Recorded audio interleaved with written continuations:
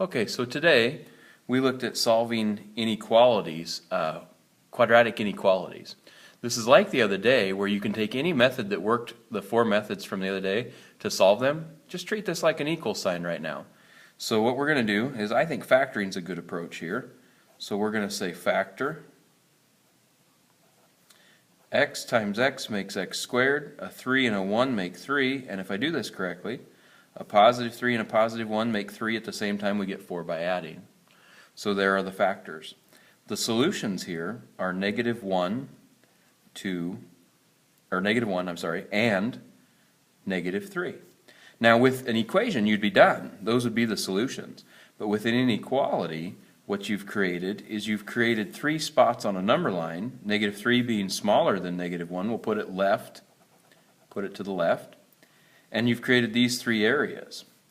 Now what we're going to do is we're going to pick a number on each side of those areas and check it. So let's try 0, that's bigger than negative 1. Let's try negative 2, that's in between. And let's try negative 10. So negative 10 squared is 100. Negative 10 times 4 is negative 40. And plus 3. So we have 63 is greater than 0, and yeah, it is. So we'll say that area is good. Let's do the same thing with negative 2. Be careful, negative 2 squared is 4, positive 4. 4 times negative 2 is negative 8, and plus 3. So we have a negative 4 plus 3 is negative 1 is greater than or equal to 0. No, that's not really true, so this section is not going to be used for solutions. And now let's try 0.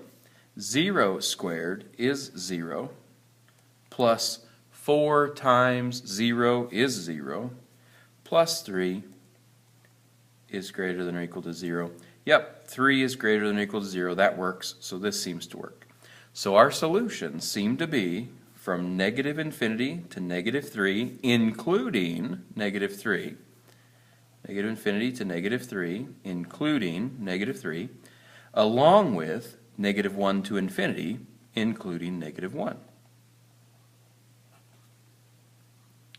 This next one I'm going to put up here, we'll check that.